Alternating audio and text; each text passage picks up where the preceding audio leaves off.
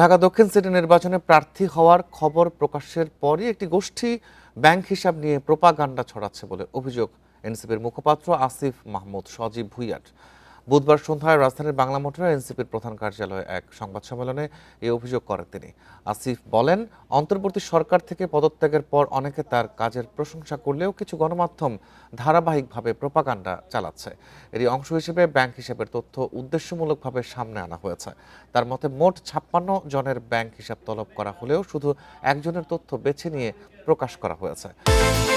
বিকাশ পেমেন্টে 10,000 টাকার বেশি অফার, শপিং চলছে তো। সংবাদ সম্মেলনে নিজের ও পরিবারের নামে থাকা 9টি হিসাবের বিস্তারিত তুলে ধরেন সাবেক এই উপদেষ্টা।